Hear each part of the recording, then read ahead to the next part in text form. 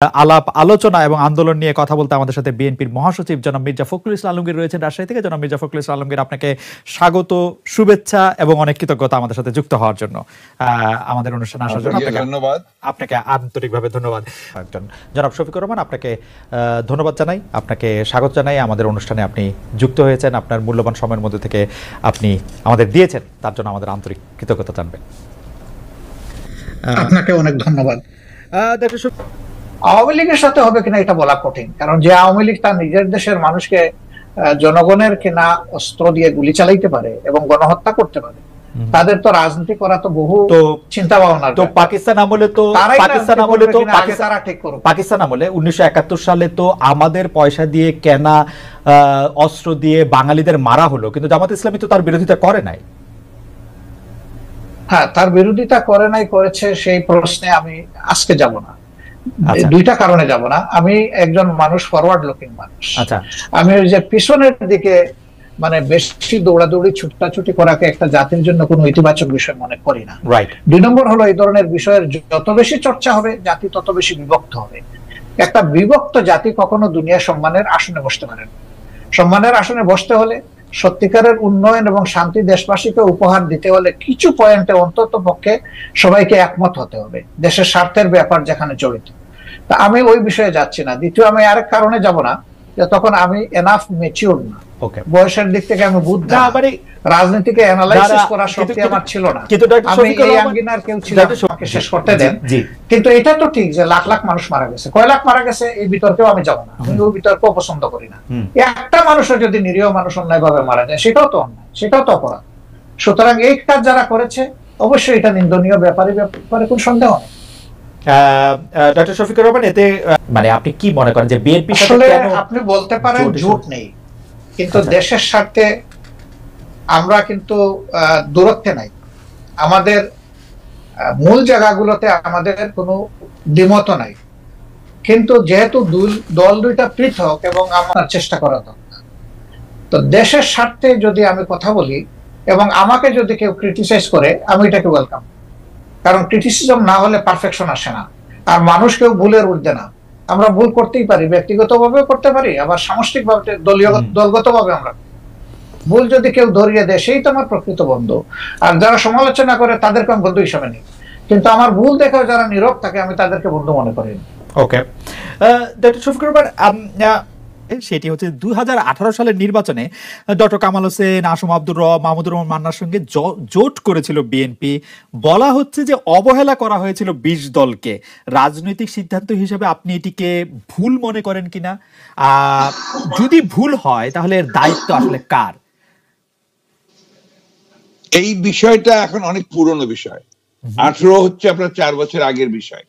4 বছর আগের বিষয়টাকে এখন এই মুহূর্তে এই আলোচনার মধ্যে আসাটাকে আমি খুব আপনার সমীচীন মনে করি না। কারণ এখন অনেক চড়াই উতরাই পার হয়েছে, অনেক ঢেউ পার হয়েছে, অনেক পানি গড়িয়েছে। এখন রাজনীতি সম্পূর্ণ নতুন প্রেক্ষাপট। এই নতুন প্রেক্ষাপটে আপনি নিশ্চয়ই লক্ষ্য করেছেন যে আমরা যে ডাকটা দিয়েছি, সেই ডাকটা হচ্ছে আমরা এই কর্তৃত্ববাদী ফ্যাসিবাদী সরকারের বিরুদ্ধে একটা জাতীয় ঐক্যের কথা বলেছি, এবং সেটা আমরা যুগপৎ আন্দোলনের মাধ্যমে সেই আন্দোলন শুরু করার কথা বলেছি।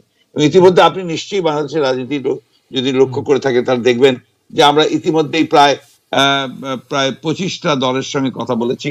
তার মধ্যে বাম আছে, ডান আছে, 20 দল ছিল, তারাও ছিলেন, সবাই ছিলেন। এবং তাদের সঙ্গে আমাদের যে আলোচনাটা প্রাথমিক পর্যায়ে শেষ হয়ে গেছে, সেটা হচ্ছে যে আমরা সবাই একমত হয়েছি যে আমরা যুগপৎ আন্দোলন করব। তো সেই ক্ষেত্রে এই বিষয়টা এখন একটা অতীত চারিতা হয়ে যাবে। আমি মনে করি বর্তমান রাজনৈতিক প্রেক্ষিতে এটা খুব বেশি গুরুত্বপূর্ণ নয়। আচ্ছা, ঠিক আছে, তাহলে আমরা একটু বর্তমানে ফিরে আসি। আমরা কি একটু আপনার কাছে জানতে চাইতে পারি যে জামায়াতে ইসলামীর সঙ্গে বিএনপির বর্তমান সম্পর্ক কি? আপনার নিশ্চয়ই মনে আছে যে দৈনিক মানবজমিন পত্রিকায় বলা হয়েছিল যে জামায়াত বিএনপির সাথে সম্পর্ক ছিন্ন করেছে। পরে আবার তারা বলেছে যে না, এরকম কোনো সিদ্ধান্ত নেওয়া হয় নাই। বিএনপির কি এই ব্যাপারে কোনো সিদ্ধান্ত আছে জামায়াতে ইসলামী সম্পর্কে একসাথে চলা না চলা? আপনারা গত 4 বছর ধরে নিশ্চয়ই লক্ষ্য করেছেন যে আমরা গত 4 বছর শুধু নয়, তারও আগে থেকে, ইনফ্যাক্ট আপনার 2015 সাল থেকেই আমরা কিন্তু আপনার আমাদের যে 20 দলীয় জোটের যে অ্যাক্টিভিটিস, সেটা প্রায় বন্ধই ছিল আর কি। আমরা আপনার নিজেরাই গত 4 বছর ধরে বিএনপির আমাদের তরফ থেকে, দলের পক্ষ থেকেই আমরা আমাদের নিজেদের কর্মসূচি পালন করছি এবং সেই বিষয়গুলো নিয়ে আমরা কাজ করছি। আপনারা নিশ্চয়ই লক্ষ্য করেছেন যে এখন যেটা আমরা করছি এই কাটার মধ্যে আমরা যে সমস্ত দলগুলোর সাথে কথা বলেছি সেই দলগুলোর কথা আপনারা সবাই জানেন, আমরা সেইভাবে কাজ করছি। আমাদের তো এখন আমরা জোটের কথাটা আমরা এখন বলছি না এবং জোটের কথা সামনে আসছেও না। আমরা বিএনপি এই আন্দোলন করছি, তার সঙ্গে আমরা আহ্বান জানিয়েছি জাতীয় ঐক্যের প্রত্যেকটি দল তাদের নিজের নিজের অবস্থান থেকে তাদের আপনার আমাদের যে বক্তব্য আমরা যদি একমত হই তাহলে সেই বক্তব্যগুলো সামনে নিয়ে আন্দোলনে যাবেন এবং রাজপথেই আন্দোলনের ধারার মধ্য দিয়েই আপনার এই সিদ্ধান্তটা হবে যে আমরা ভবিষ্যতে জোট করব কি করব না, বা আমরা একসাথে যাব কি যাব না। সুতরাং এখন ওই জামাত প্রসঙ্গটা একদম একেবারে অপ্রাসঙ্গিক এখন এই মুহূর্তে। জি, জনাব মির্জা ফখরুল ইসলামকে আমরা যে আপনি যে 25টি রাজনৈতিক দলের সঙ্গে কথা বলেছেন তার মধ্যে কি জামায়াতে ইসলামীর সঙ্গে তার আপনি আলাদা করে কথা বলেন নাই, সেটা কি এই কারণে যে এটি এখন প্রাসঙ্গিক না, নাকি এটি কোনো বার্তা আসলে দিচ্ছে যে আপনারা? না, আমরা আপনার যে সমস্ত দলগুলোর সঙ্গে প্রকাশ্যে কথা বলেছি সেই দলগুলোর খবর আপনারা সবাই জানেন, এবং সেই দলগুলোর সঙ্গে আমরা কথা বলেছি। আমরা জামাতের সঙ্গে প্রকাশ্যে কোনো রাজনৈতিক কোনো আলোচনা করিনি, কোনো সংলাপ করিনি। ওকে, এই প্রশ্নটি একটু বাংলাদেশের রাজনীতিটা বোঝার জন্য আমার জন্য একটু বোঝার দরকার বলছেন, সেটি হচ্ছে বঙ্গবন্ধু শেখ মুজিবুর রহমান প্রশ্নে বিএনপি রাজনীতিতে একটু টার্ন আমরা দেখতে পাই কিনা। আমরা দেখেছি যে 2004 সালে বর্তমান যে ভারপ্রাপ্ত সভাপতি আছেন বিএনপির জনাব তারেক রহমান টুঙ্গিপাড়ায় বঙ্গবন্ধুর সমাধিতে শ্রদ্ধা জানাতে গিয়েছিলেন, তাকে স্বাধীনতা পুরস্কার পর্যন্ত দেওয়া হয়েছিল এই সরকারের সময়, কিন্তু ইদানিং তাকেই পাক বন্ধু বলা হচ্ছে বা তারকে আসলে অনেক কথা বলা হচ্ছে। এই সিগনিফিকেন্ট চেঞ্জটা বা এই চেঞ্জটা সিগনিফিকেন্ট কিনা এবং এটা বিএনপির রাজনীতির একটা পরিবর্তন হিসাবে আপনি দেখেন কিনা? আমি আমার একটু যদি রিপিট করেন প্রশ্নটা দয়া করে। প্রশ্নটা আরেকবার রিপিট করবেন। জি জি জি শিওর। বঙ্গবন্ধু শেখ মুজিবুর রহমান প্রশ্নে বিএনপির রাজনীতিটা একটু বাক বদল করেছে কিনা, কারণ আমরা দেখেছি বিএনপির বর্তমান ভারপ্রাপ্ত চেয়ারম্যান জনাব তারেক রহমান 2004 সালে যখন বিএনপি ক্ষমতায় ছিল তখন তিনি টুঙ্গিপাড়ায় বঙ্গবন্ধুর কবর জিয়ারত করতে গিয়েছিলেন এবং এই বিএনপি সরকার বঙ্গবন্ধুকে স্বাধীনতা পুরস্কার পর্যন্ত দেয়া হয়েছিল বিএনপি সরকারের সময়ে। এখন বঙ্গবন্ধুকে পাক বন্ধু বলা হচ্ছে স্বাধীনতার বিরোধী। এইটা বিএনপি রাজনীতির একটা সিগনিফিকেন্ট চেঞ্জ কিনা, বা বিএনপি রাজনীতিতে এই চেঞ্জটা, এই টার্নটা বা চিন্তা ভাবনা করে নেয়া কিনা, মানে সেটা যদি একটু বলতেন। বিএনপির রাজনীতিটা আপনি যে বিষয়টা নিয়ে আসছেন, বিএনপির রাজনীতির কাছে এটা খুব গুরুত্বপূর্ণ বিষয় নয়।